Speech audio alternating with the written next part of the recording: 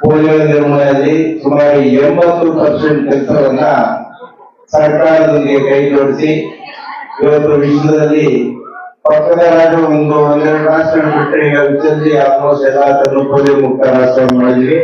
ಇದರಲ್ಲಿ ಭಾಷಣ 80% ಕೆಲಸದ ರೋಟರಿ ವಿಶ್ವ ಸಮಸ್ಯೆ ಹಾಗೂ ಇರ್ತಕ್ಕಂಥ ಎಲ್ಲ ರೋಟರಿ ಸಹಾಯದೊಂದಿಗೆ ಮಾಡಿರುತ್ತದೆ. ವಿಶೇಷವಾಗಿ ಪ್ರತಿ ಸಾರಿಗೂ ರೋಟರಿ ಪೋಲಿಯೋ ಕಾರ್ಯಕ್ರಮ ಹಮ್ಮಿಕೊಂಡಾಗ ತನ್ನದೇ ಆದಂತ ಫಂಡಿಂದ ಲಸಿಕೆಯಿಂದ ಹಿಡಿದು ಎಲ್ಲಾ ರೀತಿಯ ಸೌಕರ್ಯಗಳನ್ನು ಸುಮಾರು ವರ್ಷದಿಂದ ಕೊಟ್ಟಿದೆ. 2014ರಲ್ಲಿ ವಿಶ್ವ ಆರೋಗ್ಯ ಸಂಸ್ಥೆ ಭಾರತವನ್ನ ಪೋಲಿಯೋ ಮುಕ್ತ ರಾಷ್ಟ್ರ ಅಂತೇಳಿ ಅನೌನ್ಸ್ ಮಾಡಿದೆ. ಅದೇ ರೀತಿ ರೋಟರಿ ಮುಳಬಾಗದಲ್ಲಿ ಬಹಳ ವರ್ಷಗಳಿಂದ ಇತ್ತು. ಹಳೆ ರೋಟರಿಯಲ್ಲಿ ನಮ್ಮ ಹಿರಿಯ ಸದಸ್ಯರಾದ ಬಾಬಣ್ಣವರು ಸದಸ್ಯರಾಗಿದ್ದರು. ತದನಂತರ ರೋಟರಿ ಸಂಸ್ಥೆ ಕಾರಣಾಂತರದಲ್ಲಿ ಇತ್ತು.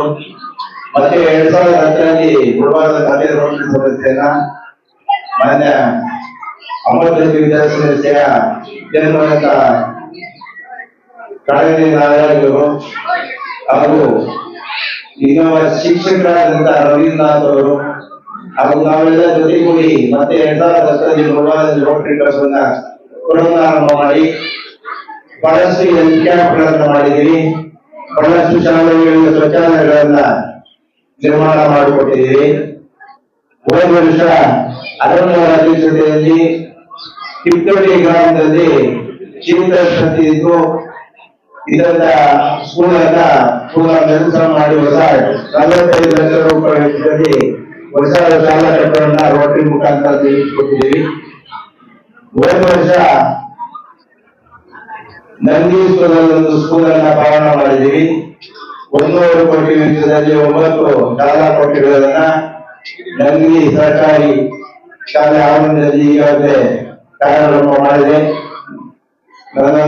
ಬರುವ ತಿಂಗಳಲ್ಲಿ ಅದು ಉದ್ಘಾಟನೆ ಸಿದ್ಧವಾಗಿದೆ.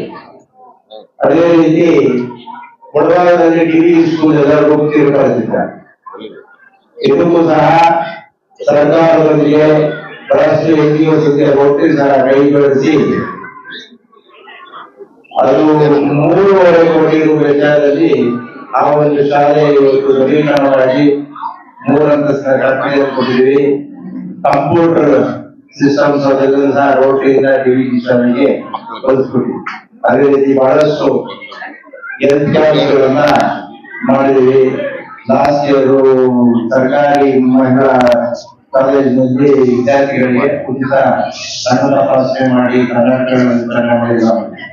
ಈ 2015ರಲ್ಲಿ ರೋಟರಿ ಮುಳಬಾಗಿಲು ಕಾರ್ಯವೈಖರಿಯನ್ನು ನೋಡಿ ರೋಟರಿ ಜಿಲ್ಲಾ ಮಟ್ಟದಲ್ಲಿ 2016ರ ಸಾಧನೆಯ ಉತ್ತಮ ಪ್ರಶಸ್ತಿ ಇತ್ತು. ಮತ್ತೆ ಹೋದ ವರ್ಷ ನಂದಿ ಆರಂಭಿಕ ಸ್ಕೂಲ್ನ ಸೆಕ್ರೆಟರಿ ರಾಘವೇಂದ್ರ ಅವರ ನೇತೃತ್ವದಲ್ಲಿ ನನ್ನ ಕಾರ್ಯದರ್ಶಿಯಾಗಿದ್ದಲ್ಲಿ ಮತ್ತೆ ಸಹ ಮಕ್ಕಳಿಗೆ 80 ಕಳೆಗಳ ಪೈಕಿ ಉತ್ತಮ ಕಳೆಗಳ ಪ್ರಶಸ್ತಿಯನ್ನು ನೀಡಿ ನಮಗೆ ಗೌರವಿಸಿದೆ. ಕೋವಿಡ್ ಟೈಮ್ನಲ್ಲಿ ಸತ್ಯನಗೌಡ ಅಧ್ಯಕ್ಷರಾಗಿದ್ದರು.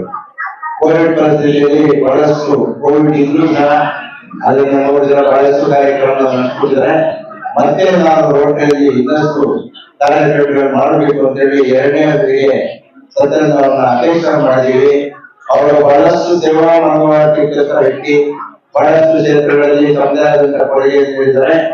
ರೋಟರಿಯಲ್ಲಿ ಸೇರಿದ್ರಲ್ಲ ಅದನ್ನ ಇನ್ನಷ್ಟು ಎತ್ತರಕ್ಕೆ ಕೊಂಡಿದ್ದಾರೆ. ಮುಂದಿನ ಈ ವರ್ಷ ಅವರ ಅಧ್ಯಕ್ಷತೆಯಲ್ಲಿ ರೋಟರಿ ತಾಲೂಕಿನಾದ್ಯಂತ ಇನ್ನಷ್ಟು ಉತ್ತಮ ಕಾರ್ಯಗಳನ್ನ ಮಾಡಿ ರೋಟರಿಯನ್ನ ಅದು ಸಮಾಜವನ್ನ ಒಂದು ಉತ್ತಮಕ್ಕೆ ಏರುತ್ತದೆ ಅಂತ ಹೇಳಿ ಆಶಿಸುತ್ತಾ ಈ ಒಂದು ಸಮಾಜದಲ್ಲಿ ನಮಗೆ ಮಾತನಾಡುವ ಅವಕಾಶ ಎಲ್ಲರಿಗೂ ಅನಿಸುತ್ತಾ